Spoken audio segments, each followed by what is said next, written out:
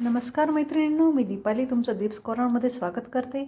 आज आपण पाहणार आहोत खव्याचे गुलाबजामुन कसे बनवायचे। याआधी पण आपण गुलाबजामुन बनवण्याचा व्हिडिओ टाकलेला आहे, तर ते मी पॅकेट जे फूड येते गिट्सचं वगैरे पॅकेट, तर त्याचे आपण गुलाबजामुन बनवले होते। आता हे खव्यापासून कसे गुलाबजामुन बनवायचे ते मी तुम्हाला सांगणार आहे। त्यासाठी मी अर्धा किलो इथं खवा घेतलेला आहे आणि अर्धा किलो खव्यासाठी मी जवळपास 1 वाटी मैदा घेतलेला आहे। 1 वाटी मैदा म्हणजे हा जवळपास अर्धा पाव मैदा झालेला आहे। आता सगळ्यात आधी आपल्याला हा जो आपण खवा घेतला होता हा आपल्याला पूर्णपणे मोकळा करून घ्यायचा आहे। असा बारीक याच्या तुकड्यामध्ये आपल्याला हा फोडून घ्यायचा आहे। अशा पद्धतीने हा सगळा आपल्याला व्यवस्थित सगळा मोकळा करून घ्यायचा आहे।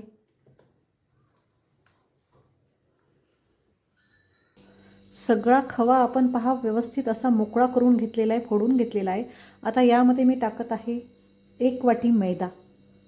हे मैदा टाकून आपल्याला हे सगळं खवा आणि मैदा एकजीव करायचा आहे, खूप चोळून घ्यायचा आहे हा एकजीव होईपर्यंत। आणि याचा व्यवस्थित असा सॉफ्ट आपले गुलाबजामुनचे गोळे होतील इथपर्यंत तो आपल्याला एकजीव करून घ्यायचा आहे। व्यवस्थित तो एकमेकांमध्ये मैदा आणि खवा मुरल्या गेला पाहिजे, त्यामुळे हा आपल्याला खूप वेळा याला असं एकजीव करून घ्यावं लागणार आहे। पहा आपण सगळा मैदा असा एकजीव करून घेतलेला आहे। याला खूप चोळावं लागेल, खव्याला स्वतःचं असं तूप सुटते, त्यामुळे पहा हे चोळून घेतल्यानंतर अशा पद्धतीने हे आपलं खवा आणि मैदा एकत्र झालेला आहे। हा थोडासा मला कोरडा वाटत आहे म्हणून अगदी थोडंसं दूध मी याच्यावर शिंपडून घेते। जास्त दूध आपल्याला शिंपडायचं नाही आहे। पहा अगदी थोडंसं मी शिंपडून घेतलेलं आहे आणि थोडासा ओलावा याला आपण देत आहोत। पहा अशा पद्धतीने अगदी सॉफ्ट असा गोळा आपल्याला तयार करून घ्यायचा आहे। आता याचे आपण छोटे छोटे गुलाबजामुन तयार करून घेणार आहोत। पहा थोडासा एक गोळा घेतलेला आहे मी हातावरती आणि याला अशा पद्धतीने थोडंसं दाबून आपल्याला याचा राऊंड शेप तयार करायचा आहे। पहा अशा पद्धतीने हा आपला गुलाबजामुन तयार झाला। पहा याला कुठे सुद्धा तडे गेलेले नाही आहेत, म्हणजे आपला गोळा परफेक्ट असा झालेला आहे। अशा पद्धतीने आपल्याला आता गुलाबजामुन तयार करून घ्यायचे। तिथे एक मी बनवलेला आहे, अजून एक तुम्हाला बनवून दाखवते। पहा मी छोटासा गोळा घेतलेला आहे, परत तो त्याच पद्धतीने मी असा दाबून हातावरती गोल तयार करून घेत आहे। पहा याला सुद्धा तडा पडलेला नाहीये, म्हणजे आपलं मैदा आणि खव्याचं मिश्रण एकदम व्यवस्थित आणि आपला जो गोळा आहे उंडा जो होता खवा आणि मैद्याचा तो व्यवस्थित चुरल्या गेलेला आहे। अशा पद्धतीने आता आपण सगळे गुलाबजामुन तयार करून घेऊया।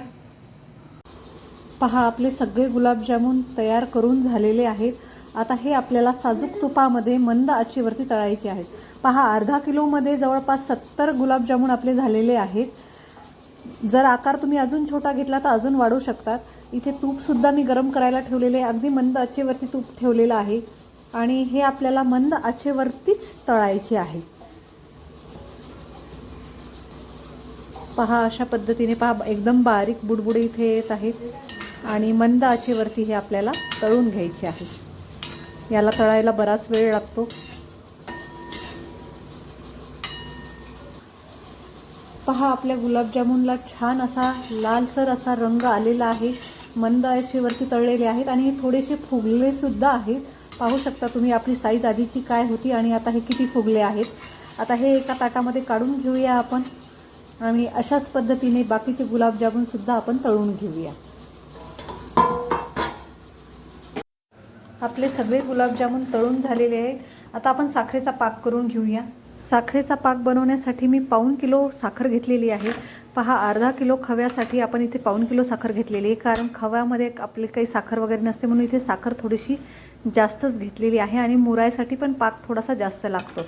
आता ह्या पाऊण किलो साखरमध्ये मी 3 ते 4 ग्लास पाणी टाकत आहे। साखर आपल्याला पूर्णपणे विरघळून घ्यायची आहे। पहा आपली साखर पूर्णपणे विरघळलेली आहे आणि तुम्हाला पाक दाखवते मी। हे पाक व्हिडिओत क्लिअर दिसणार नाही, पण हा आपला एकतारी पाक झालेला आहे। गुलाबजामुनसाठी जास्त घट्ट पाक आपल्याला करायचा नाही आहे, आपल्याला पातळच पाक पाहिजे। तर एक तारी पाक झालेला आहे. आता इथे मी गॅस बंद करते आणि सोबतच इथे मी विलायचीची पूड घालते.